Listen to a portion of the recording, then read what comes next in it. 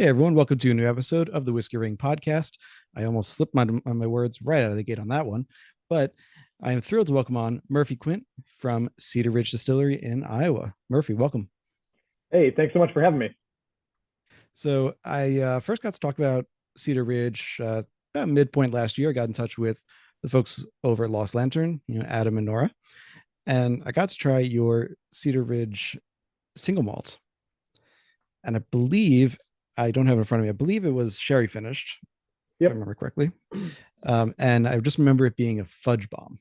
There's so much chocolate in there.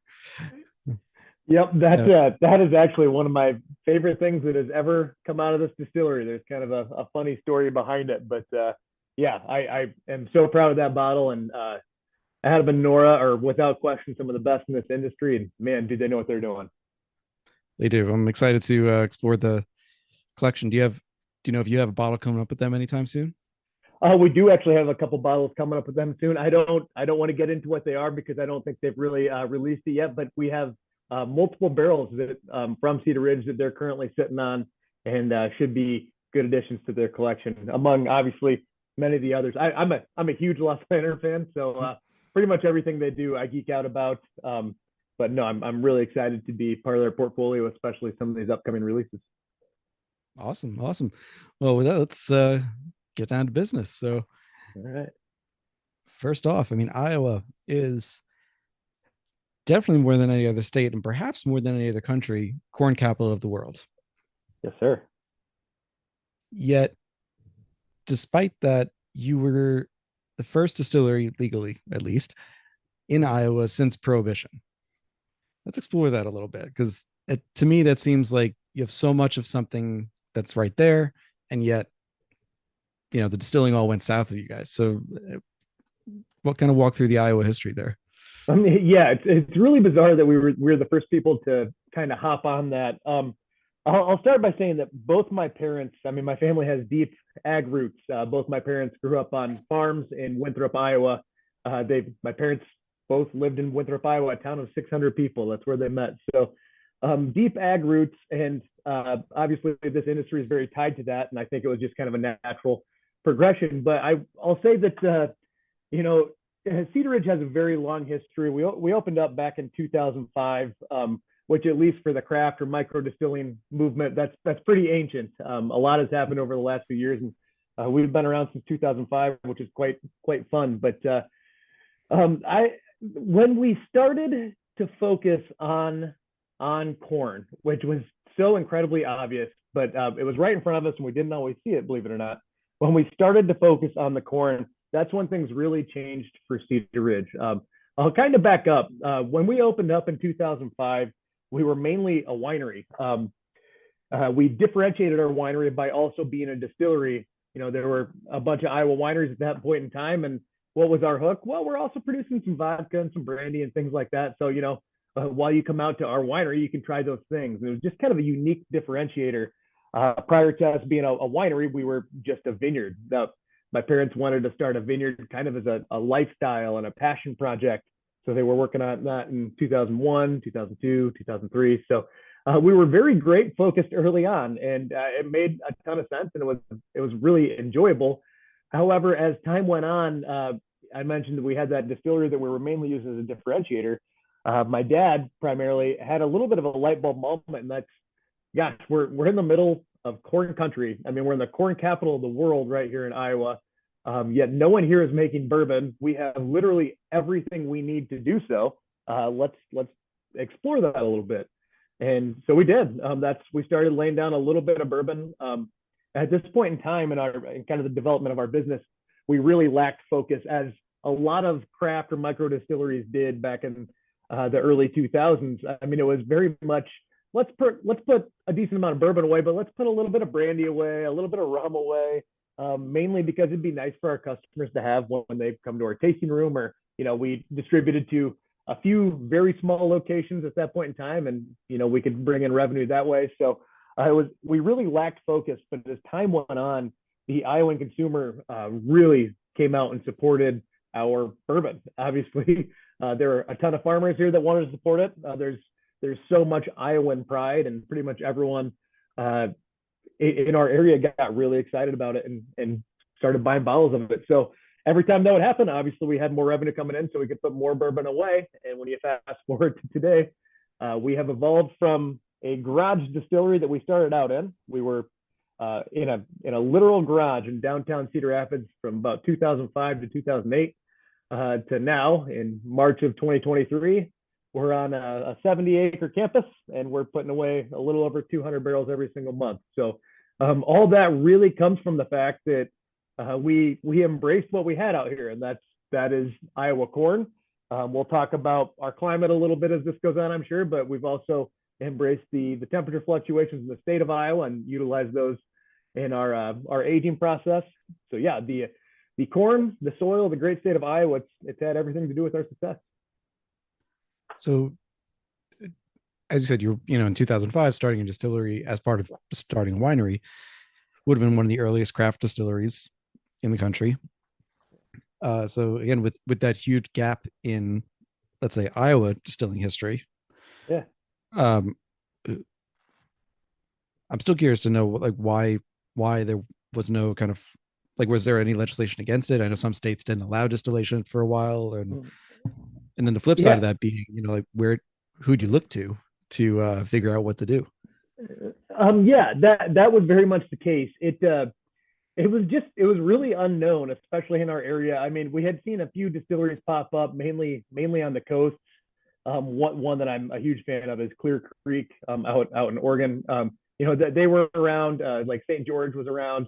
So there were a few distilleries around, but it was really unknown. As a matter of fact, back then they weren't even called craft distilleries. It was all still micro distilleries. Like that term hadn't even been used yet. But yeah, in the state of Iowa, like this was a big question mark. I mean, people were very confused by what we're doing and why we were doing it. It was people thought it was just completely bizarre. So credit to my parents on that, taking the risks. But yeah, when we did this in 2005, I mean, my dad, I mean, he was driving to the state capitol constantly, lobbying to try to get laws changed so that we could even do it. There hadn't been a distillery in Iowa since pre-prohibition, and post-prohibition. There were a bunch of laws that just never really got changed back, and that's kind of the case throughout the entire country. I mean, obviously prohibition went away, but that doesn't mean that every state, just boom, started to open distilleries again. I mean, that really happened in the early to mid 2000, so 2000 to 2005, 2010, and that area is when some of these distilleries started popping up. So in pretty much every state, people were going to lobbying to try to get that right. And in the state of Iowa, that was very much my dad. There were a couple others out here that have done it too. Templeton Rye, Mississippi River Distilling, they were a part of that as well. But a lot of effort was put into getting the right to do that. And that's been a common theme throughout the history of Cedar Ridge. I mean, once we were able to distill, it wasn't until I think like 2012 or 2011, don't quote me on the exact year, but when we could actually sell a bottle out of our own distillery's tasting room. So people would come to our distillery because we had a restaurant, and they'd have food, they'd check out our product, and they could have our wine. But if we poured them a sample of our vodka or our gin or whatever it was at that time, and they liked it, they'd say, "Oh, I'd like to buy a bottle of this." And then we'd say, "Well, about 10 miles down the street, there's a liquor store, and you can go there and you can buy the product." So we had to lobby to get the right to even sell our own product out of our own company. And then, I mean, after that, it wasn't until like 2015, 2016 when we could start making cocktails on site and actually serving our products. So this is all still very new, and that's not necessarily unique to Iowa. Pretty much every state has dealt with that. We have the added complexity of also being a controlled state. So in the state of Iowa, everything's distributed through the state of Iowa, through the government. So that has added some hiccups, both pros and cons, I should say. But yeah, it's been a long journey to get to where we are. We still have, I'm sure, there's going to be things that we work to get changed as we move forward. Hopefully one day, maybe a little bit of direct to consumer and stuff along those lines. But my dad specifically worked very hard in order to even get the abilities to do what we're doing here. Yeah, and we have heard that with some other states. I mean, just talking Michigan, Wisconsin, the upper Midwest, a lot of the distillers I've spoken to had to, I think as you do too, for cocktails, you got to make anything that has alcohol in it yourself. Um, Yes, they that's here as well. Yep. and I think the state that had it latest, at least that I can remember offhand, was talking to Clyde Mays in Alabama, where they weren't allowed to distill until like 2015 legally. So didn't Yeah. stop them apparently, but well, not them, but their family didn't stop them. But Yeah. um, yeah, so it's certainly a changing landscape. And to that end, a little bit later, definitely gonna talk to you about the single malt because that's Oh yeah. come a long way. We got something promising coming. But Absolutely. um, actually, let me. I'll skip to the single malt for just one question Yeah. for now, and then I'll swing back to it. So, this is a very broad question, but kind of what does it feel like to be a single malt producer, despite the fact you're producing bourbon too? What does it feel like being a single malt producer in the corn capital of the world? Yeah, that that's a tough question.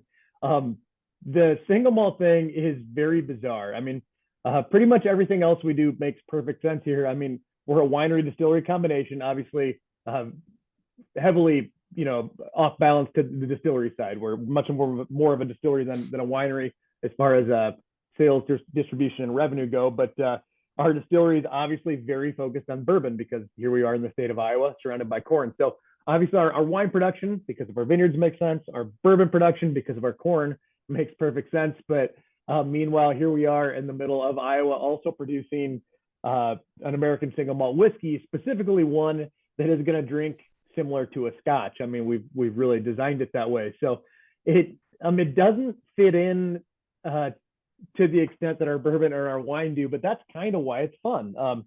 At Cedar Ridge, one thing that we really take pride in is our range, our ability to produce cool and interesting products in unique ways that don't always make sense for us to produce. I mean, like I said, it doesn't really make sense for us to make single malt here.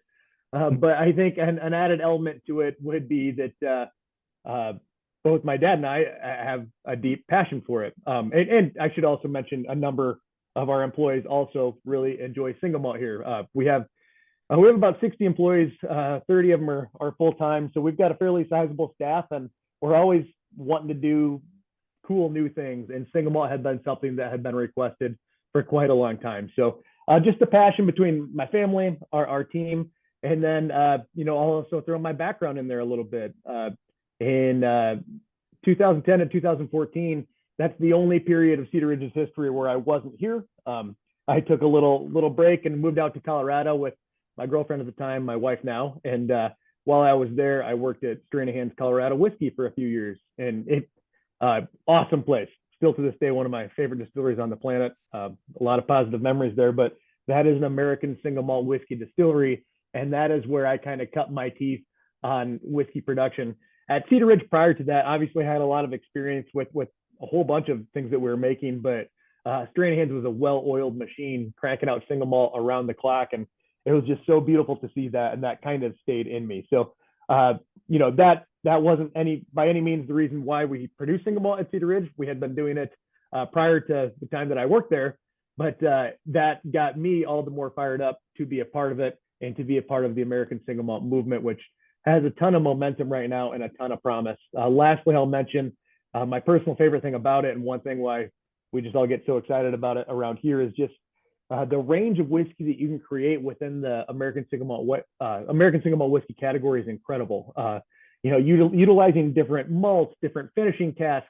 You can have a peat element to it, so it can be smoky or not.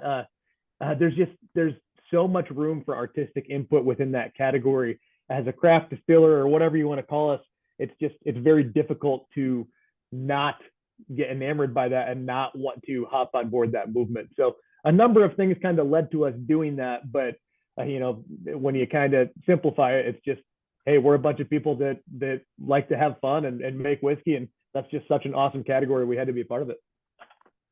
It makes sense here.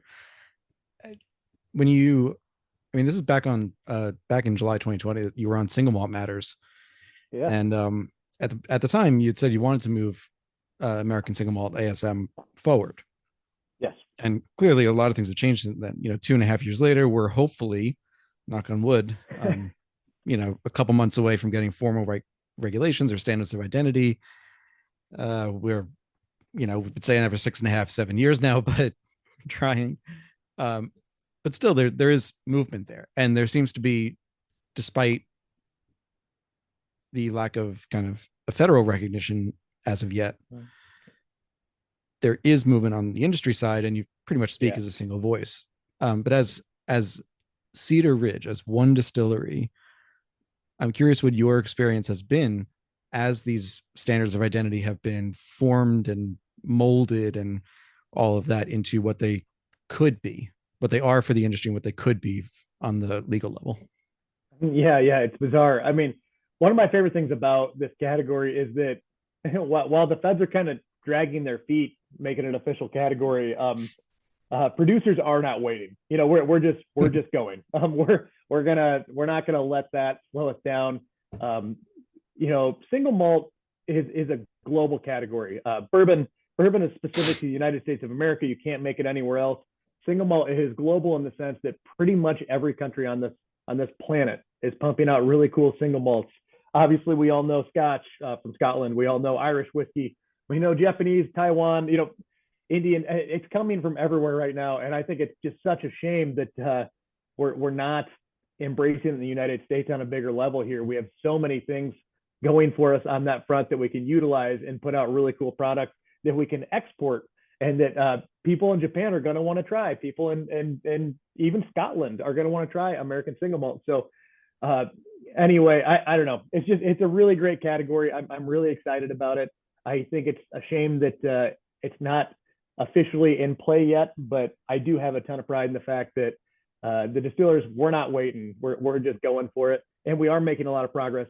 As to your question about like the difficulties of it, though, one of the things that comes with not being an official category is that consumers don't really understand it yet because American single malt whiskey is not technically a recognized form of whiskey in the United States.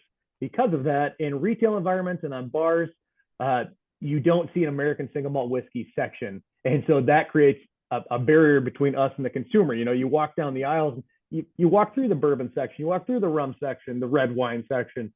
Well, there should be an American single malt whiskey section. There's enough of us out here producing it now, and there's some really good offerings that there should be that section. And since there's not, people are not seeing it. They're not getting that repetition. They're not seeing the words American single malt whiskey, and because of that, they're not going home and reading about it and being educated on it. So there is a little bit of a barrier there, but the fact that I think in the commission itself, there's 104 members now, but there's like 350 people or distilleries producing it in the United States.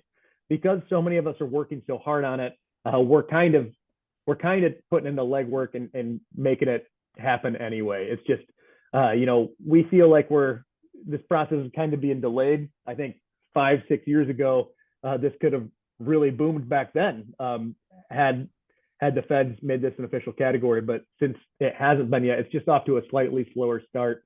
There are pros and cons that come out of that, though. I mean, we're still all putting the whiskey away. It's getting a little bit older and a little bit better every year, and we're doing some really creative things. And so as people get on board with it, they're going to be exposed to a whole bunch of fun single malts that are out there. For those people listening, if you haven't explored American single malt whiskey, get out there and check it out. Bourbon is awesome. I run a bourbon distillery. That's what pays our bills. It's fantastic, so I'll never knock it. But single malt, there's just so much to explore. The way I always say it is, if 20 distilleries make bourbon, the range. It's hard to do this on a Zoom where people can't see my hands, but the range is only going to be so big. It's only going to be this big, as far as differentiation goes. But when it comes to American single malt, if 20 different distilleries produce American single malt, they will be this big. That's much further away. My hands are much further apart right now for those who can't see. It's just there's so much room for differentiation. That's mainly because the language within that category, it puts everyone on a level playing field. The rules put everyone on a level playing field, but anything outside of that is kind of open to interpretation. It's open to your artistic input, and that's what I like. The other categories, bourbon and rye, they can get fairly restrictive, and it can make differentiation kind of complicated and difficult. So it's a category that is coming. It's a little bit delayed because it hasn't been made official yet, but I like you said, we've all been saying for a few years now. I do believe by summer this year it's going to happen. From your mouth to the TTB's ears. So jumping back to the bourbon for a little bit. So with the mash bill that you're using, 74% corn as your base mash bill, Yeah. what what flavors are you targeting? Like what do you consider your house style to be? And I'm asking this before I put out like my tasting notes or what I think I got in it. What are you aiming for people to get? Well, so without without diving into individual notes and characteristics, which I hope you do a little bit, I always like for the person consuming it to do that without me breaking down what it's going to taste like, because if I do that, you're going to taste exactly what I'll say. Excuse me. But one thing that we're always going for is to be on the approachable side of whiskey. We want a whiskey that's definitely going to hold up. You know, we're not we're not making a whiskey light here or anything like that. But what I'm saying is whether it's our original 86, which is 86 proof, or our barrel proof bourbon, which is something that we released fairly recently and is going really well for us. We, even if it's that barrel proof bourbon, we want it to be easily enjoyed at 116 proof, where normally that can get quite hot and quite aggressive. I hope that as we taste through it, you'll see that today. We want it to be an enjoyable product. And so what we do is we have a process that we'll dive into as this goes on, I'm sure. And we have about 3 or 4 things that we do in our process that are going to contribute to that slightly more approachable and delicate flavor profile that just creates a little bit, I don't, maybe not easier experience, but more enjoyable experience. The flavor is still there. You know, you can really dive into it and make notes on what you're coming up with, on what you're tasting, flavor and aroma. But it's not going to be that overly bold punch in the mouth that some others are that you try out there in that market. So we're going for something that's always going to be very approachable and inviting. The way that we always say it is approachable and inviting, like the people who make it. You know, we kind of make an Iowa bourbon very similar to the Iowan people. Very nice, very approachable, full of character, and a fun experience. So when we taste through it here, you know, I'll kind of dive into the individual notes. I'm sure you will too, but that's what we're going for. Yeah, I mean, let's go into it. I enjoyed my pour beforehand just because I Okay, perfect. had to keep my voice going. But no, I did. So I've gotten to try the barrel proof bourbon. Yep. Also, your American single malt, the quintessential. And if you're listening, yes, that does include the name. It wasn't their intent originally, but it worked. They came around to it. It's a great interview with I think it was either the Whiskey Wash or Whiskey Consensus, where you said it wasn't originally part of it, but it just kind of, and you hated it at first, but it just kind of worked eventually. Yeah, that our team, yeah, just to kind of touch on that, the name of our American single malt whiskey is the quintessential, and obviously my family's last name is Quint, so in a way it's a play on words. And when that name was originally thought up, it was not thought up by my dad nor I or my mom or anyone else involved. That was thought up by some other people, and they mentioned it to us. And the initial reaction was we just absolutely hated it. We're fairly modest folk out here, and to you know put our name on it felt a little weird, and you know it's like, is that overly fancified? We didn't really know, so it really bothered us at first, but the rest of the team of our directors in particular, they kept kind of saying, you should really reconsider that. You might have something here. And over time, it kind of grew on us. And here we are today, still pumping out quintessential American single malt. And we've come around on the name, we've embraced it, and now it's something that we're obviously extremely proud of. Hey, fair enough. So right. So I tried the barrel proof bourbon, the quintessential at 92. Yep. And then obviously the single barrel that I had from Lost Lantern.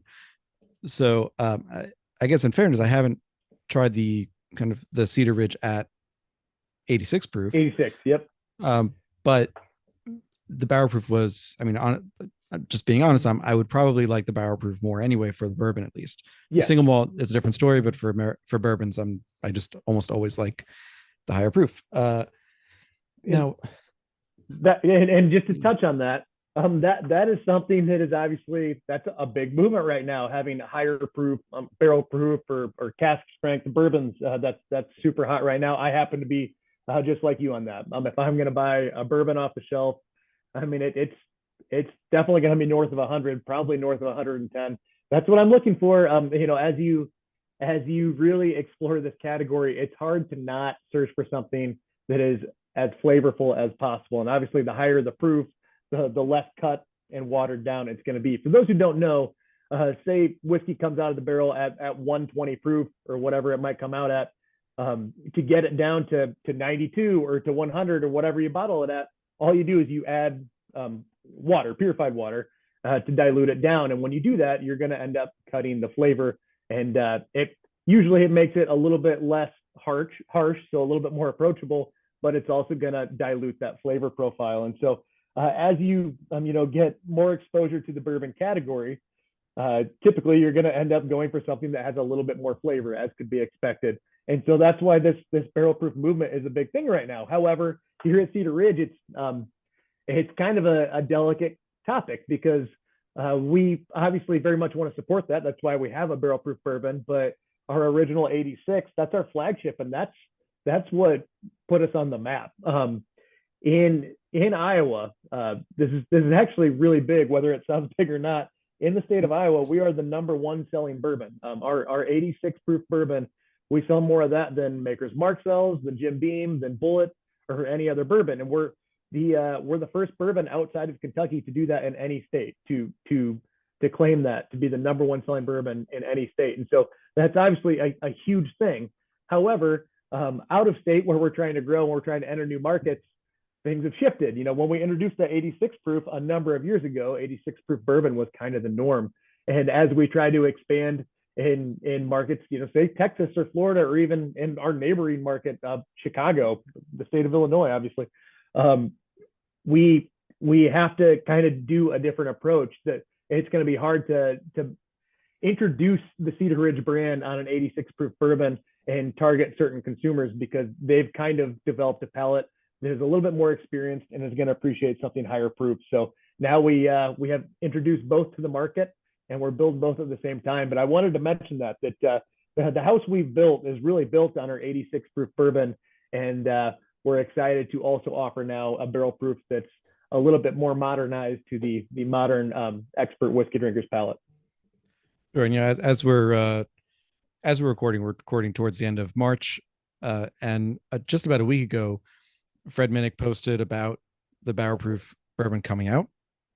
And in listening to doing research and listening to podcasts and reading interviews in preparation for this, I kind of got to see the trend and the story of how you started with the 86. Well, really started with the 80 and then the 86, and then eventually got to this point now where you're releasing the barrel proof.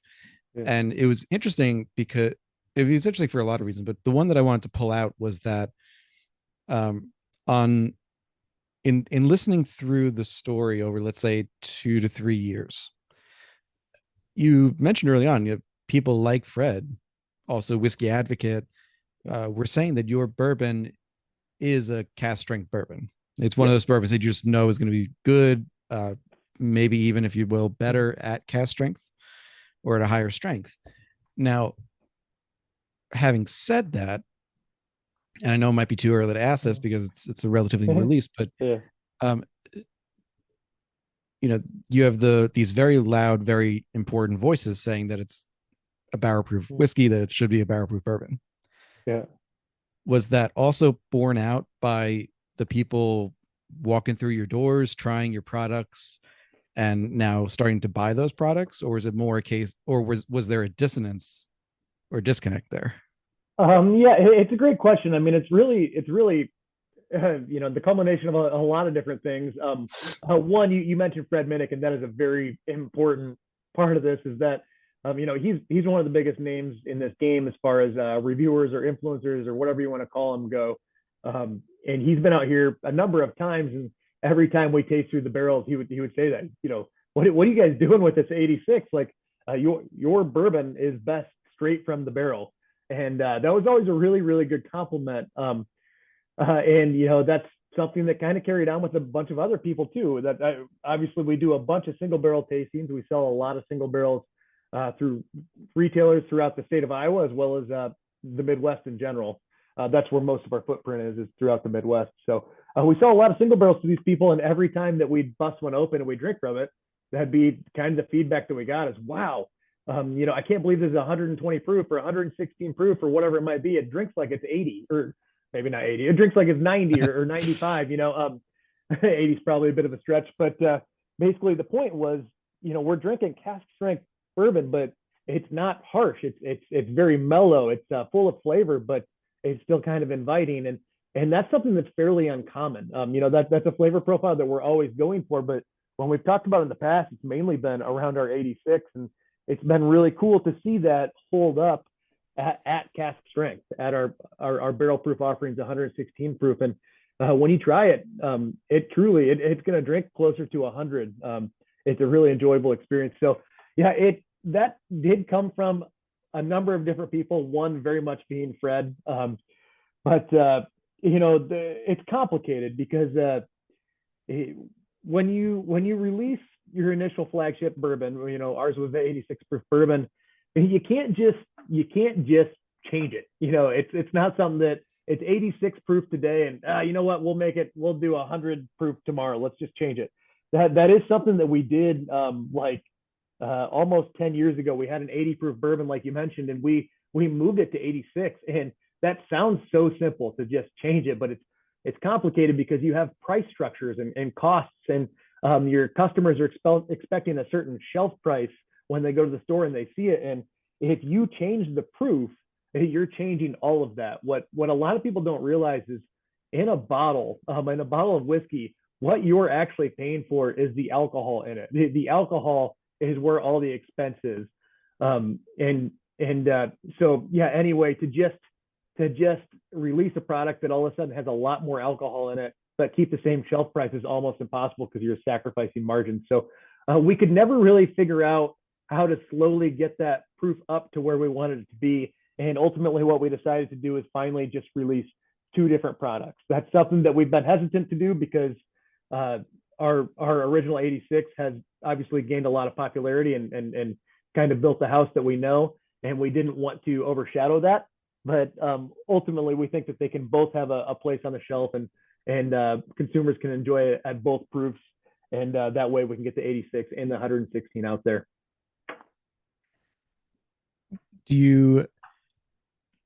This is usually this answer to this question is no, but there have been a couple of yeses, so I got to ask this one. Are there any market differences between the barrel proof and the 86 insofar as different processes or anything like that? Or is it simply the 86 is the proof down version of the 116? That's a great question. I'm actually really glad you asked that. For us, no. No, it is the exact same. I have the pleasure of tasting every barrel that we end up bottling. So, I obviously take a lot of pride in the barrel proof, and I might be a little bit more restrictive over which barrels ultimately make it into that batch. I want to make sure it's of the highest quality, obviously. But outside of that, no, any barrel bourbon that we have on the property could ultimately go to the 86 or to the 116. So it is the same process. It's the same mash bill. It's just we're bottling at two different proofs, mainly so that the consumer can see the difference between proofs. I mean, that's something that's really exciting. And when you have them side by side, you'll see that they taste very different from one another. All that is happening there is that one of them's at 86 and one's at 116. You'd be very surprised if you haven't tried it. For the people listening out there, how different one or two proof points can make a whiskey taste. I mean, if you have a dram of whiskey in front of you right now and you put 1 or 2 drops of water in it, swirl it around, it will taste fairly different. So our 116 versus 86, it's the exact same stuff. It's going to taste very different because certain flavors are going to present themselves at different proofs. So it might taste slightly different because of that, but no, exact same barrels, exact same mash bill. And it will have a slight difference in process just because, like you said, you're tasting every barrel. Yep. So within that, in a way, the consumer is it's putting their trust in you that the barrels you're selecting for the barrel proof are going to be the clearest, most the clearest, best examples of what the whiskey can be or is at barrel proof as well, just like Exactly right. the independent bottlers as well. Yeah, it's exactly right. Well, then we put our trust in you and keep it going because the batch that I tried was fantastic. Hey, thank you. I yeah, I thought it was 116. It drank yeah, between like a 110, 115, so right in Yeah, that good. range, but still quite approachable. Roasted corn forward. Sometimes sometimes on bourbons you can get a young corn note where it just tastes Yep. too fresh, like it's right off the cob or right off the cob. No, right off the Yeah. stalk. I'm thinking. Yeah. To Either um, way, either one works. Yeah. either way works, I guess. But Uh-huh. no, this didn't taste like you were eating the kernels. It was very much like it was clearly corn, but cooked and Yep. aged and matured and all that. So, um, for me, I like that because I like knowing what's in the glass and I like knowing what grain I'm drinking. Yep. I like to taste things blind, but I also like to know, like, all right, this is definitely a rye. This is definitely a bourbon. This is definitely not one of those things. Exactly. Um, so uh, with so actually going back a little bit to the no, you know what? I take that back. And audiences, I'm sorry, you're going to kill me because I do this all the time, but I'm going to Oh mix up no. the question a little bit. So I've spoken to a bunch of other distilleries, particularly smaller ones, more locally focused ones Yep. that have their big goal is to own their backyard. Yes. They want to own, for example, Weigel in Pittsburgh. They want to own Western Pennsylvania and Southwestern Pennsylvania. That was just the one that came to mind as I was writing the question. But also, I've talked to some who are kind of satisfied with that goal. Like, we want to own this. We don't want to go over a certain volume. We like where we're at. So with Cedar Ridge, clearly you were winning, and now you've won Iowa in a way. Yep. Um, and which I still think that's an incredible statistic that you first Yeah. to outside the Kentucky whiskeys and Kentucky bourbons. Um, so you've achieved that, and you're still growing. Yep. So clearly, your ambitions for the brands go beyond that. So what kind of is the next milestone that you want to achieve? Yeah, great question. And this is something that's very important to me personally and very important to pretty much everyone at Cedar Ridge, especially our team of directors. We are very passionate about not only putting Iowa on the map, but the Midwest in general. As lifelong Midwesterners, you can't help but from time to time being a little bit bothered by the fact that everyone discounts the Midwest. People call us flyover country and or drive through country. And I listen, I get it. I love the coast, both east and west. I really enjoy them, but there's so much cool stuff going on in the Midwest and specifically Iowa. Very beautiful landscapes. We have so much going on here, and people, it's like they're not willing to come out and see it. And so what we want to do is we want to bring it to people. We want to do something really cool here in the Midwest in the state of Iowa that kind of opens people's eyes to that. Hey, we've got this really cool distillery going on. For those of you who haven't been to Cedar Ridge in Swisher, Iowa, the small town of Swisher, it's a very beautiful landscape out here. Like I said, we have a 70-some acre campus, really cool event center, awesome food. I like to think that the whiskey and wine is the best thing we do, but the food is right up there with it.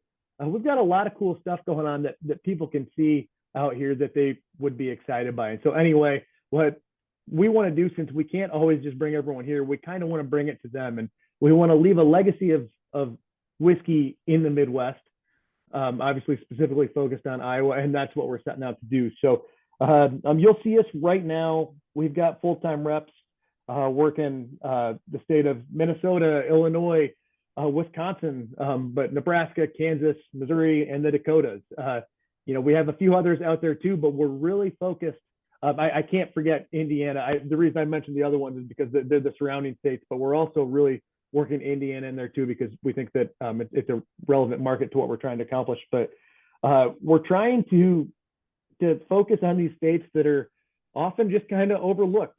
There's so much cool stuff going on in them, everyone's focused on the bright lights of New York City, and everyone wants to get distribution in LA, and everyone wants to go into the heart of Chicago and get to the top on-premise accounts. And like I said, that all makes sense to me, but there's so much value in the other Midwestern states, and that's why we're focusing on those. So we are gearing up to hit it pretty hard. Like I said earlier, we're producing about 200 barrels a month. Right now, we're only emptying about 40 to 50 barrels per month.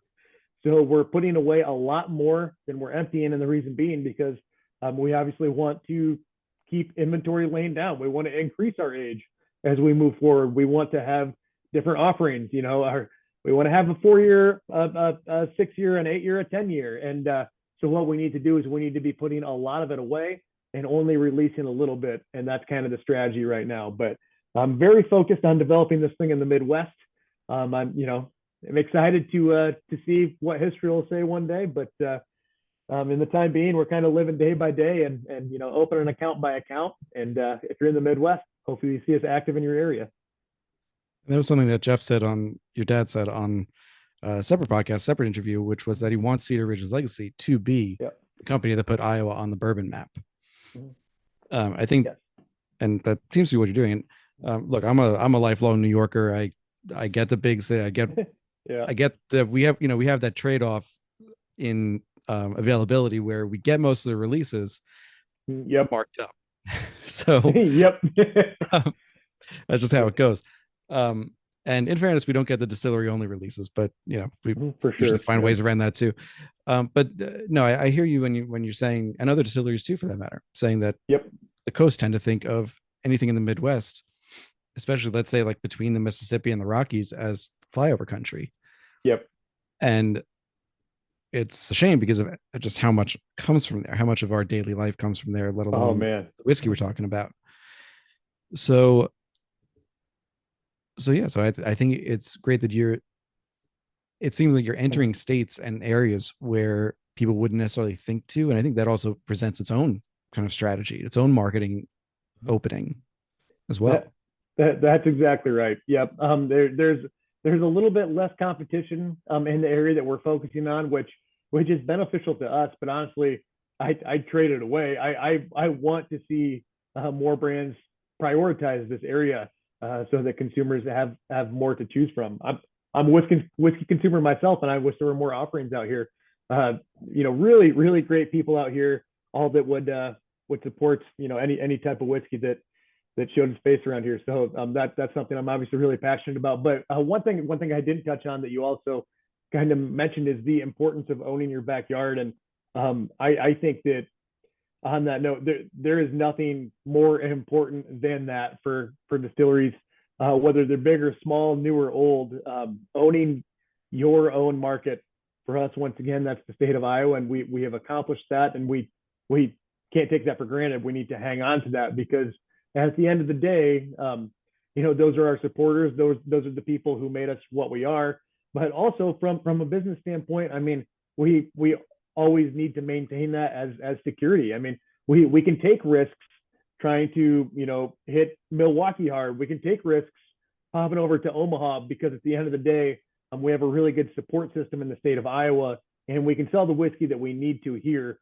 But it's a much better model because it's not so high stakes. I think that every distillery out there, very much including Cedar Ridge, at one point has to reach for purchase orders, right? You start getting purchase orders in from regions that don't really make sense for you to distribute your product to.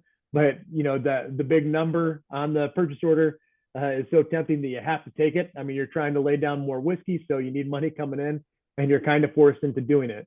But then what happens is you don't have the marketing resources to actually support that market. For this one, I'll mention Louisiana, which we're not in, but I'll just name a state.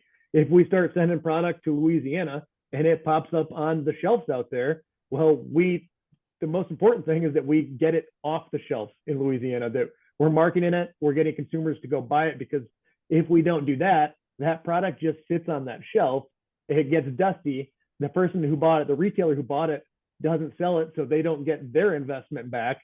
They're now upset about it. They don't want to support our brand anymore. And before you know it, your brand is dead in the state of Louisiana. It's a very, very common trap that we see in this industry. So if you're opening up too many markets at once just to try to get some revenue coming in, it's almost always a road to nowhere, or even worse. So if you can own your own market and then expand from that centralized location, it's always a much smoother process. It's less expensive because, you know, like I said, we're expanding in the surrounding states. We can just drive to them. You know, we don't have to fly everywhere and put a bunch of money into it. We can grow our brand from a centralized location, which just from a resource standpoint makes so much more sense. So it's a far safer model, and I highly recommend it to any distillery out there. Own your own market. So before we move over to the single malt, I do want to dive into the process a bit. And I think this is going to be the first episode that I'm going to do this with. I'm going to I've made a playlist and listing of all the interviews and podcasts and such that I listen to. I'm going to put it as a link with the episode in case people want to dive deeper into any particular topic that we're missing. Like obviously we didn't talk a ton about the origin story in this episode. Yeah. There are other things I'm sure we won't get to. That's just kind of the nature of it, but so people can see that. But in terms of process, so just to bring people up to speed a little bit, you got 4 stills, 3 that are functional for all intents and purposes. But you know, three functional stills, but you know, just take us through like what is that process? And I'll throw you the secondary part of that question right now, just so you're thinking about it. Is there any difference in how you run that process for your bourbon as opposed to your single malt? Yeah, great questions. And we actually, this is kind of a bizarre thing that we do here at Cedar Ridge. We actually make our bourbon and single malt very similarly. Obviously, the mash bill is going to be different. You know, the mash bill for our single malt is clearly 100% malted barley, and the mash bill for our bourbon is 74% corn, 14% rye, 12% malted barley. Side note on that malted barley content is a really fun note. It's kind of a high malted barley content, and it does contribute to that approachable, softer flavor profile. But yeah, here's the setup. And like I said, we make them both pretty much the same way. We have a mash tun, obviously, and from the mash tun, we go to a mash filtration system, which that's kind of a newer thing in our industry. It's essentially like a mash lauter tun, only a little bit more efficient. Instead of waiting for gravity to push the liquid through the grain and separate the two of them, liquid from the grain, like a lauter tun does, we actually use a mash filtration system that's going to take our sopping wet grain, and it you know, has a bunch of screens through that press, and the pressure is going to basically create grain pancakes and squeeze all the liquid out of them. So we get a really good yield, high sugar content. We get all the liquid out of that grain to 99.9% dry, and then we do an off-grain fermentation. We do that obviously for our single malt, but for our bourbon as well, and that's very unique in bourbon. Most bourbons do an on-grain fermentation and an on-grain distillation, and so that's once again kind of a differentiator that's going to contribute to some of the unique, more unique flavor components in our final product. But so we do an off-grain fermentation and an off-grain distillation. All of our stills, as you mentioned, we have 3 stills. They are copper pot stills from Carl. We're brand loyal to Carl, and we have an 800-gallon stripping still, our alpha still, and then a 200-gallon finishing still. So those are our two stills that we use for whiskey. In addition to that, we have a 100-gallon pot still that can be fractioned out, and we can use columns if we're doing things like vodka, gin, rum, or brandy. But for the most part, we're just using these pots to distill whiskey. And yeah, that's really the mash fermentation distillation side of things. We use the mash filtration component, off-grain fermentation, twice distilled off-grain, and then we go into barrel at 120 proof. So across the board, whether it's bourbon or single malt, our barrel entry proof is 120.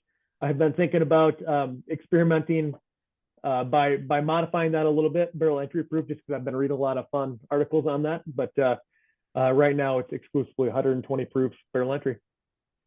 And we'll get back to that because you had on last year on one of my favorite named podcasts, Stinker Drinker Thinker for the Love this one guy. of the Yeah, best names. yeah, Like kudos to those guys if they're listening. yeah. They're Um, awesome. so we'll get back to the barrel entry proof in a second. So for the bourbon, obviously this makes sense for the malt, but for the bourbon, you mentioned that high malt content. Yeah. Anything over like 8 to 10%, yeah, you're gonna have kind of a softness to it, something Yep. that's more approachable, like you said. But from a practical standpoint too, you should also, in theory, have enough Mhm. enzymatic activity from the malt to carry through the that enzymatic activity that you want.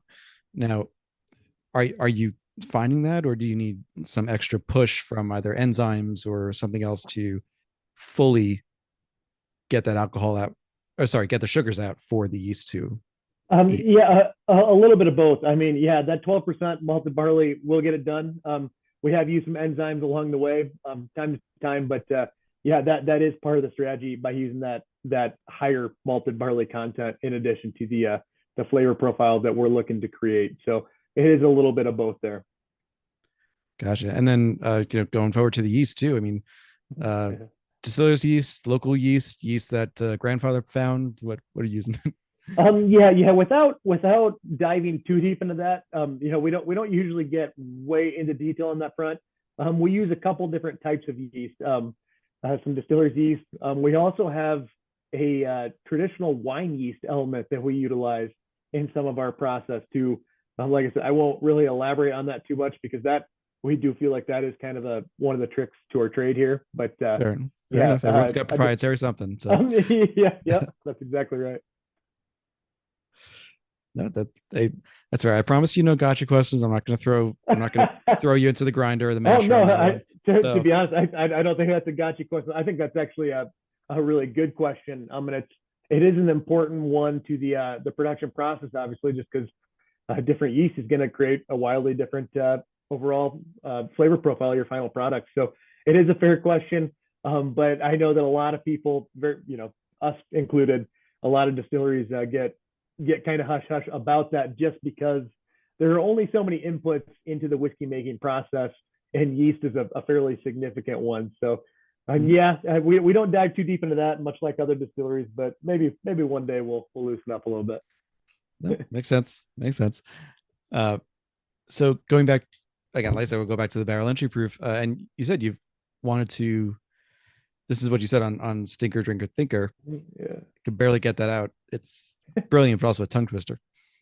That you like I said, you're open to experimenting with the barrel entry proof, Yeah.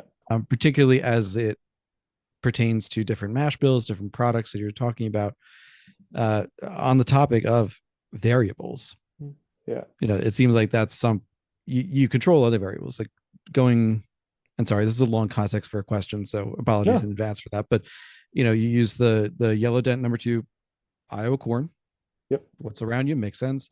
The barrels, new obviously for the bourbon. Char #3 Yep. on that for the bourbon. Used mostly for the single malt. I know there are a couple of new ones thrown in sometimes, but mostly used barrels for the single malt. That's correct. So and like I said, the proprietary yeast blend, if you will. Yep.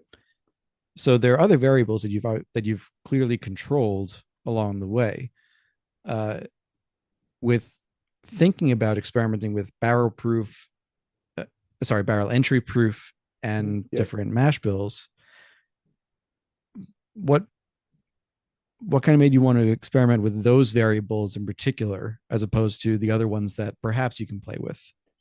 Yeah, good question. I mean, I'm just kind of tinkering by nature. It's something that I'm interested in, and there's been a lot of really good articles in Whiskey Advocate, Distiller Magazine, things of that nature about barrel entry proof, but also slow proofing, slow cutting in barrel still. And so that's something that I'm not, I wouldn't even begin to pretend like I'm super educated on it, and that's exactly why I want to explore it. I like to explore the things that I don't really know a ton about, and so I do want to experiment with barrel entry at slightly lower proofs. I do want to compare, our bourbon at 110 versus 120, and see where it goes. I also want to do some experiments, which right now logistically this is fairly complicated with our setup, but eventually it won't be as much anymore. I do want to experiment with if we've got a barrel of whiskey at 120 and we're going to bottle it, I would like to slowly, like over the course of a couple months, slowly proof it down to say 92 or whatever we're going to release it at, and see how that modifies the overall flavor profile versus uh, quickly cutting it down. Most distilleries, and us included on that, we're gonna empty a barrel of whiskey and we're gonna cut it with reverse osmosis water very quickly. I mean, and over the course of a day or two. And I am intrigued by some of the things that I've read of what can happen if you do day by day, you add a gallon here, a gallon there, and slowly proof it down over time. And so those are a couple variables, like you said, that I want to try, use the scientific method and just change one thing at a time and see what comes out of it. That's one of my favorite things about the whiskey industry is that whiskey's been around forever. I mean, for so long, and we still don't entirely have this completely figured out yet. There's so many new things that people are trying. There's so many different experiments that people are doing, and I think it's really exciting times on that front. So, yeah, specifically with the barrel entry proof, I want to play around with that a little bit. The other thing that I'm looking to do separately from that, because once again, I only want to change one thing at a time, is I want to play around with some different char levels. I've been saying for a while that I'm going to do this, and I just never kind of get around to it. Our bourbon exclusively goes in char number 3 from Independent Stave, who you can't tell by my hat, I'm a pretty big fan of. I love Independent Stave, but I want to experiment a little bit more with char number 4. Some of the guys on our team, specifically John and Mike. John's our distillery manager and operations manager. He basically oversees the process from basically mashing to barrel, and I've become more master blender type setup. But John and Mike in particular, we filled up a barrel of char number 4 by accident one day.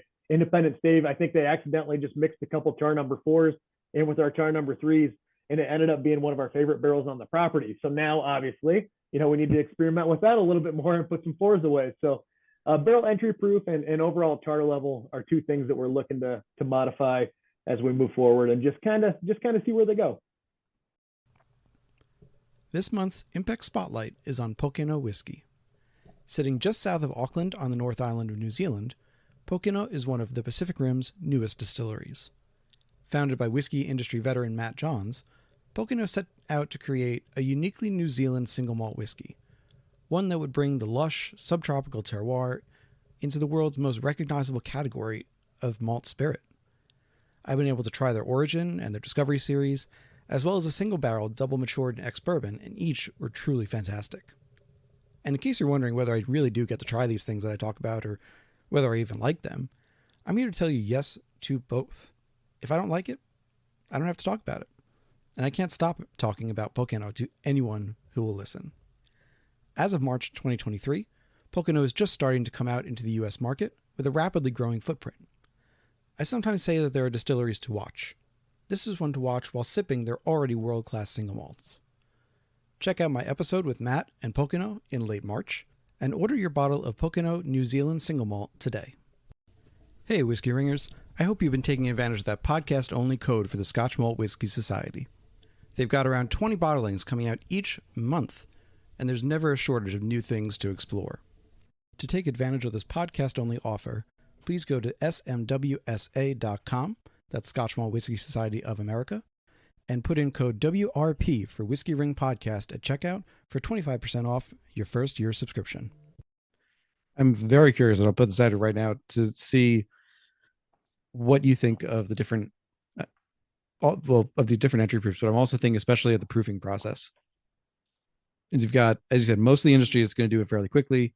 A couple of people are really preaching the slow proof method. I mean, Santa Fe Spirits is probably the longest proofing process I've heard of. It was about 2 months when I talked to them. Huge fan of Santa Fe, by the way. Yeah. Colin is great. Love the Cole Keegan line. And you've got some in the middle that take a few weeks or a month. And what fascinates me most is that I see the scientific side of it. where you want to avoid the Mhm. saponification, you want to avoid shocking the whiskey into Yep. clumping up or whatever.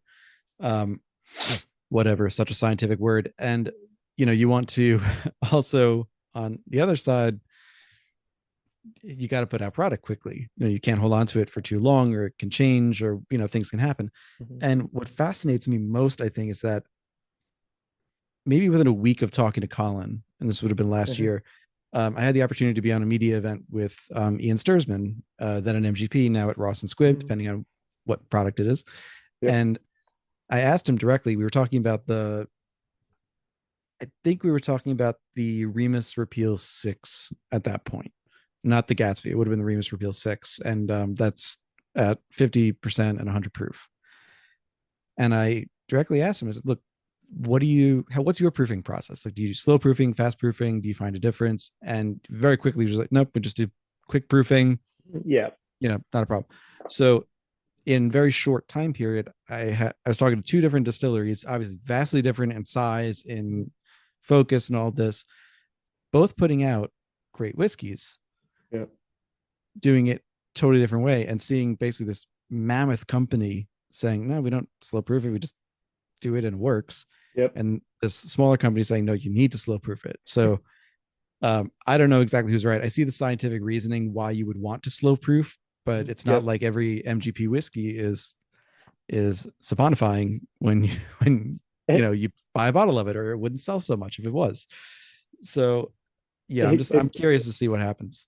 Yeah, and so am I. And there are so many there are so many debates in this industry about minor things like that. I mean, and I shouldn't necessarily say that because I'm sure some people would say that that's a major thing. So I don't mean to discredit that at all. But it's just kind of we all love this so much. We're all so passionate about it that we kind of find our little hills to die on and get really opinionated on. It's one of the fun things about it. But I mean, I'll take it a step further. There's people who really preach slow proofing, people who say that fast proofing is totally fine, and then there's in the middle there's people who slow proof in tank, and there are people who literally slow proof in barrel. So there's like everything in between in there too, and it's I think it's cool because at the end of the day, what we'll figure out over time is eventually, we'll come to a conclusion on it, and we'll figure out no, the data actually says that if we do this task this way, it X, Y, and Z happens, and you want to consider that. So that's why I like this. Once again, I'm always kind of torn on the word, but the craft movement, if you will, because we're all kind of pioneering different ideas and different concepts.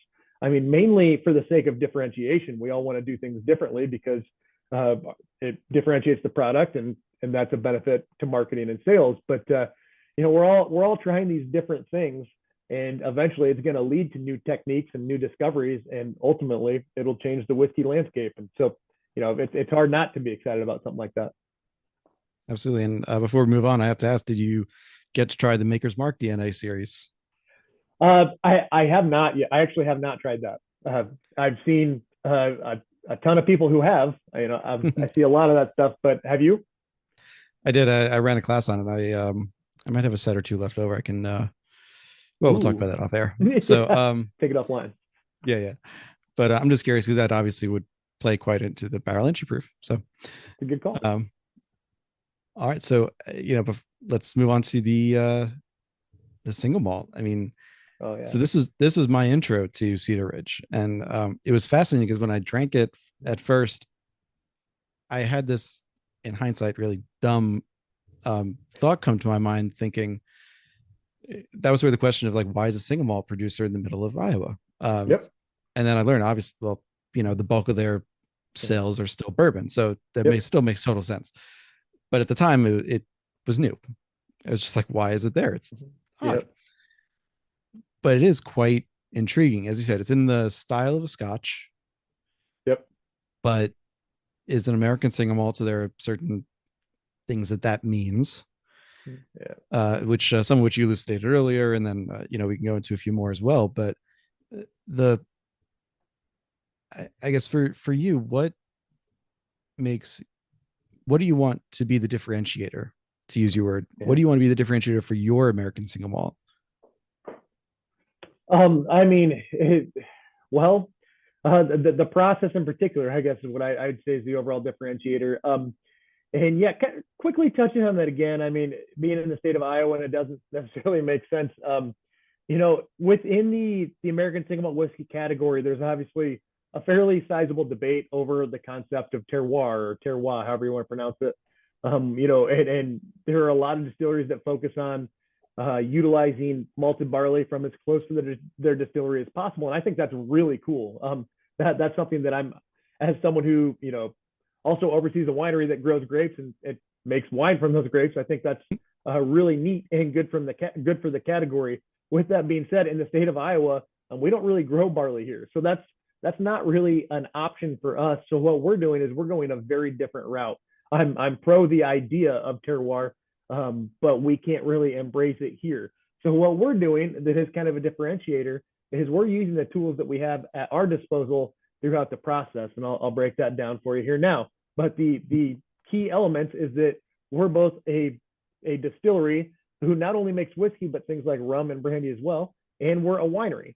So we've got a lot of fun barrels around this property that we can utilize as finishing casks. So here's what we do. I'll kind of skip over the mashing, fermentation, distillation because we touched on that a little bit. But once we're ready to throw our whiskey in barrel at 120 proof, we will start it out in our ex-bourbon barrels. So all of our single malt starts out in ex-bourbon, and it goes in those barrels for about 4 to 5 years. Eventually, what we do is we pull those barrels, we empty them out, and we move that whiskey.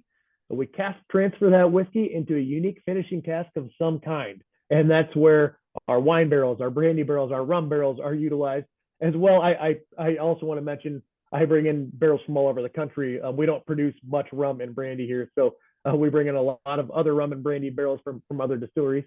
I source a lot of empty sherry butts from Spain, a lot of port pipes. We also make our own version of American port and our own Madeira style wine here, so we can utilize those casks. Basically, what I'm saying is after we empty those ex-bourbon barrels, we fill up all these unique casks with that single malt and let it finish out for a couple more years. At the end of that process, what we do is we bring in those individual casks, those unique casks. We lay them across our distillery floor. We taste through them all and determine which of them should go in our 1,100-gallon Solera vat, which will currently be half full.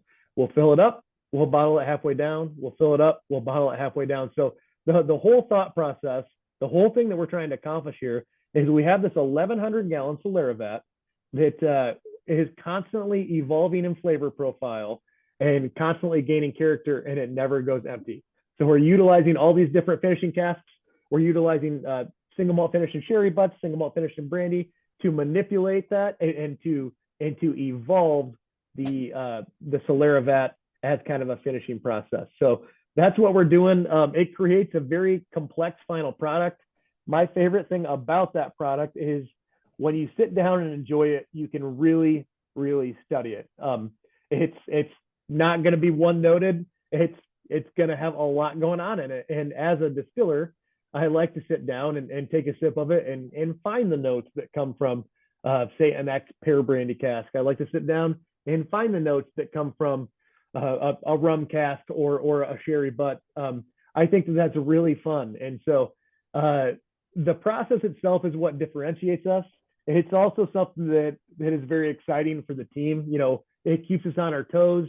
It helps us develop our palates because we're constantly trying all these different types of single malt.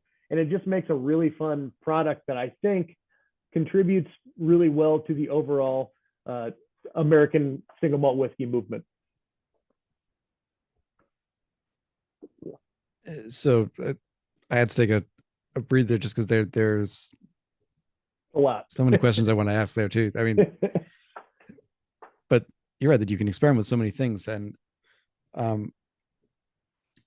before I forget, there was a question on something that stood out in there too, which was, I did like the idea. I like that you pointed out that you were pro terroir, but practicality is practicality. So, well, yeah. I mean, terroir is an awesome concept, and I really, really hope that that's something that picks up. I mean, catches on, but it's only really relevant in certain areas of the country. I mean, I like the idea of everyone being able to produce it, and not everyone, is right by a barley field, which is totally fine. I think that's kind of one of the neat elements of it. Just like a lot of wineries, I mean, bring in grapes from elsewhere and make their own wines from them. I think that's really neat. But another thing of the terroir that is an interesting concept of it all is, with wine, it's super simple. I mean, you have these grapes that grow close to your building, and you process it into wine, and in the final product, I mean, you can pick up the soil. Someone can drink a bottle of wine, like my dad is a big wino. He can drink a bottle of wine and have a pretty accurate guess of where it came from as far as region goes. Well, with single malt, I mean, that's definitely possible. And like I said, I'm very pro terroir, but it's also fairly complicated depending on how you process it through the distillation process and barrel aging. There's so many things that you can do to that distillate that are going to modify it and make it difficult to pick up on. So if you're doing single malt and you're just throwing it in, say, ex bourbon casks that are fairly neutral, letting it age, and that's the end of the process, I think that you can definitely pick up on the terroir. If you're doing it the way that we do at Cedar Ridge, you're not going to be able to, and that's why I mentioned it, because it's going into so many different casks, and then we're also, one thing I hadn't mentioned is that there's also a slight peat element to it. About once a year, we'll produce between 10 and 20 barrels of peated single malt whiskey, and those will get married into our Solera vat over time, and to kind of add to that complexity as well. So we're creating such a complex concoction, or marriage is the technical term.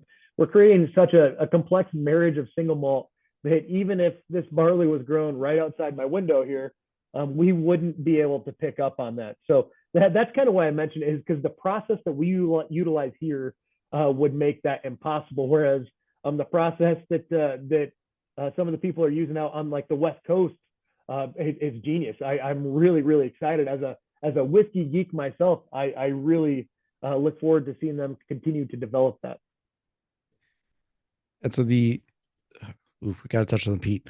The With the Solera vats, as you said, they're about 1,100 gallons. You Yep. said you fill it about halfway, and then you bottle it down. Yep.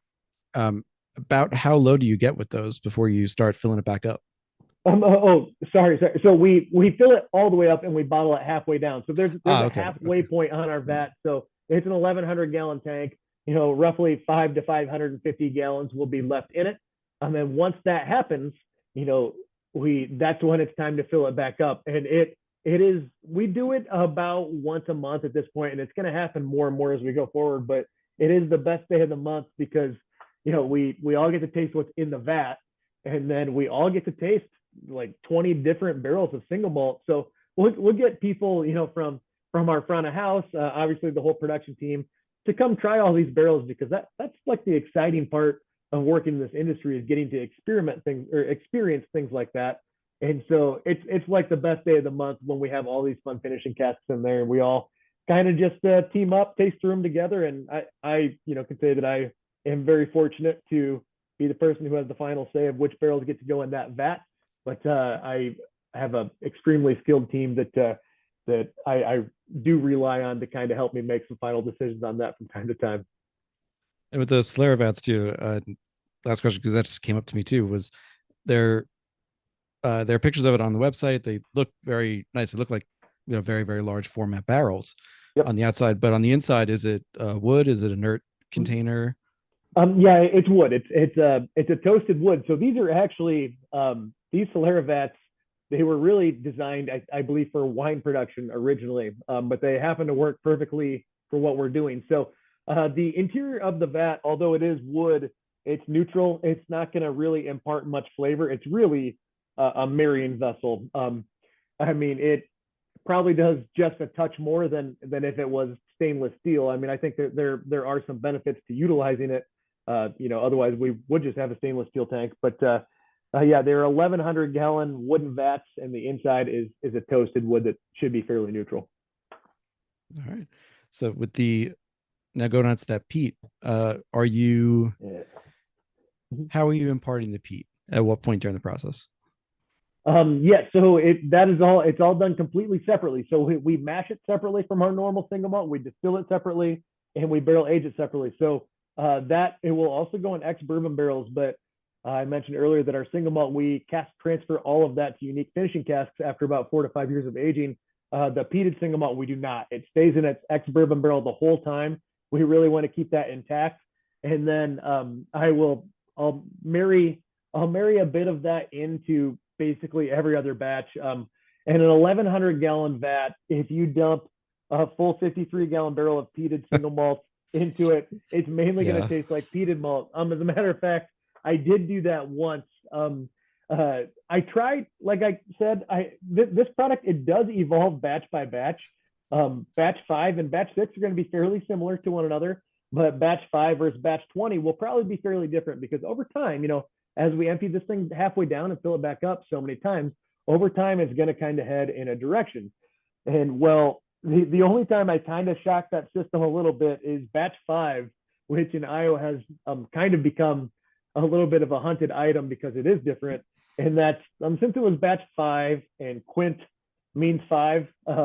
I was like, I'm going to kind of make this a little bit geared towards my personal palate. And I decided to peat it up quite a bit more than previous batches. So I did kind of shock the system in batch 5 just for funsies. But yeah, that peat, I don't usually throw whole barrels at a time in. I'll usually do about a half barrel and usually every other batch. Makes sense. I mean, Pete's it can be pretty overpowering, but I It have to is. check. I have to check which batch I got. I think I don't know. I should have brought the bottles in and I forgot. But right before. Yeah.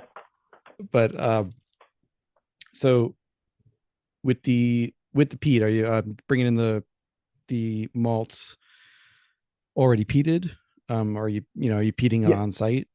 Or No, we do bring it in peatland directly, or sorry, we do bring it in peated directly from Scotland. That ironically, that we do this once a year, and it only lasts about 4 or 5 days, and we are doing it right now. So oh, it is fresh on my mind. I'm super excited about it. John and our team of distillers, we mash around the clock from Sunday to Friday, so we take Saturday off, and this weekend or this week rather is the week of mash and peat. So we've got that going on right now. It does come from Scotland. We had used Bayard's heavily peated malt. However, unfortunately, there was actually a fire there. And so for the first time this year, we have actually switched our source and we're mashing a different, a somewhat different barley this year and excited to see how it goes. It's kind of always a fun experiment, but we had been pretty brand loyal to that Bayard's heavy malt, and it's made a really good product for us in the past. And so we'll see how this new one does. yeah, fair enough. Mhm. All right. I think and all right, so the last question I wanted to ask Yeah. right today, and as I said, there are other things we didn't get to. Definitely listen to the playlist that I'll create. Also in the tasting notes, so we things like the aging process, the way the rickhouses are set up, Yep. with the five barrels high, things like that. Those will definitely be in the notes as well. So if you're not listening to a long playlist, don't worry, they'll be in there too. Um, but the thing that I wanted to end on was something that I've been thinking of more and more recently as I look through brands, and it's the thing that we look at as a consumer before we ever taste the whiskey, and that is the label. Yes. And you mentioned it on, ooh, I'm not sure which one. It was a while ago. I think it was in maybe 2000 or so. Might have been single malt matters, but anyway. So the point was that Probably. if you look at your bourbon label versus the single malt label, they're Yep. very different. In many ways, I think you wouldn't even think it's from the same company. Yep. The bourbon one is, if you forgive the word typical, like typical American whiskey, bold, big lettering. This is bourbon. This is barrel aged. It's got the red tint to it. That's like, powerful in a way. And then the single malt, to me, I looked at that bottle and it reminded me of independent bottlings from Scotland that Yep. have tons of text on the label and notes and, every single part that'll, parceled off. So I'm just curious what the process was like choosing to present your products in such a way that it evoked those two things and choosing to do to do it separately and to not make them, from the eye, the same product or the same product line? Yeah, I'm glad you asked that one too, because it's a really fun question, and a lot of us don't think about it, and some of us maybe don't want to admit it, but we all label shop in a way. I mean, the first interaction you're going to have with pretty much any whiskey on the shelf is seeing that label. And so, I mean, I'm a whiskey consumer, maybe even a bit of a whiskey hunter, just like many of the other people I'm sure that are tuning into this. And we all, whether we like to admit or not, we kind of bite on that label. And yeah, to your point, traditional American whiskeys, the label of them is basically, let's see how big we can get that brand name and how far across the room we can read it from. And we're very much in line with that strategy. That is the traditional American label. Think Maker's Mark, Elijah Craig, Cedar Ridge, whatever it is. Most of the label is actually going to go to that brand name. So if you're at a club in say Chicago and you're 40 feet away from that bottle, you can actually see it sitting on the bar shelf. It's very strategic. In a way, it's great. I actually have always really admired the Scotch style, and mainly because I'm kind of one, I enjoy graphic design, but I'm also a whiskey geek, obviously. And the traditional Scotch style is to use a little bit smaller type, flowier, more elegant font, but also they get a little bit more descriptive of what you can expect from that bottle. There's going to be a little bit more detail on the label of what it is. I've always been an admirer of Balvenie and a number of others. But so anyway, in about 2019 is when we rebranded our single malt from just Cedar Ridge single malt. We had Cedar Ridge bourbon, Cedar Ridge rye, and Cedar Ridge single malt. Fairly simple setup. And in 2019, we kind of rebranded that to the Quintessential. And when we did it, we had this thought in mind, and that's the American consumer right now is really struggling to understand what American single malt whiskey is. That is still somewhat the case, much less than it was in 2019. And so what we decided to do was to dress our bottle up like you'd see most scotches. I mean, to have that smaller type and flowier, more elegant fonts, and not see how big we can make the brand name on the label. And what would naturally happen is people will see it on the shelf and their brain kind of just assumes what it's going to taste like. They can kind of make an assumption of what to expect from that bottle. And in addition to that, single malt, barley is a more expensive grain. So by nature, it's going to be a higher price point. And by having a little bit more fancified label, you can naturally, the psychology of it all, you can justify a slightly higher price point. So it was very strategic, but ultimately it was to bridge the gap between the American consumer's perception and what we're trying to do, what we're trying to build, which is this American single malt whiskey in a category that's a little bit unknown. So it is very strategic. And, we're going to continue to kind of, you'll see more evolutions of that quintessential label down the road. It's still a work in progress, but we will always maintain that somewhat Scotch-like setup and format, just so that the consumer can kind of make the assumption of what to expect from it. All right. And there you have it, folks. So Murphy, thank you so much for taking the time. Let's talk through Cedar Ridge, the process, the story, everything about it tonight. Like I said, there's so much we didn't get to talk about, of course, that's just how it goes, but I am very excited to see where the brand is going now. I've got the barrel proof bourbon. I've got the quintessential malt. I've still got a little bit left of that Lost Lantern bottle. Oh, so man. I polished that off and I can't get it anymore. It's a shame, but I'll just have to get the next one. So that's fine. So thank you so much for coming on. Where can people find you? First of all, thanks so much for having me. This has been a ton of fun, and hopefully we can do it again at some point in the future. Follow-up episodes are always fun. So where can people find us? So Cedar Ridge, obviously cedarridgewhiskey.com or cedarridgedistillery.com. We have both of them. And then social media, Cedar Ridge, Iowa is usually our handle. So check us out on pretty much any platform. I also do have my own Instagram if you kind of want to get some fun behind the scenes shots of what we do at Cedar Ridge, just murphy.quint on Instagram. And there's one last note on the quintessential, just because it's something that's very near and dear to my heart. And you mentioned the Lost Lantern one, which is one of my all-time favorites. I do want to mention that we've got some fun special release quintessentials coming out, which you'll see more on my Instagram and the Cedar Ridge social media accounts. But we're doing some true cask strength special release stuff just because that's what we want to do, and I think that's kind of what consumers want to see from us. So keep an eye out for some quintessential special release. We've got one that we're getting ready to bottle here over the next couple of weeks, and hope to see it out in the market soon. Fantastic. So and there'll be links to the website, to where to buy, to the social media links in the show notes as well. If you're driving, please don't go there while you're driving. So those will all be in the show notes for your reference too. So once again, Murphy, thanks so much. Hang on with me for a sec after we close out. And this has been another episode of the Whiskering Podcast. I'll see you all next week. See you later. Hey folks, thanks for listening to another episode of the Whiskering Podcast. If you like what you hear, please go ahead and click that subscribe, follow, or like button. Leave a rating and review on your podcast app of choice, and let me know what you want to hear. You can reach out to me through the podcast apps or email me at david@whiskeymyweddingring.com with any suggestions or ideas for new show guests. You can also support the podcast at patreon.com/whiskeymyweddingring. That's whiskey with an E, for as little as $1 a month. $5 a month gets you access to bonus content, including our soon-to-resume Under the Influencer series, and $25 a month means you join the Barrel Share Club.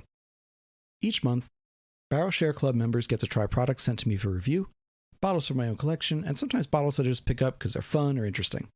Right now, only 5 spots remain in the Barrel Share Club, so grab your place today. Finally, please follow on Instagram. You can follow me at Whiskey My Wedding Ring or at Whiskering Podcast. You can follow me on Twitter at Whiskey Ring.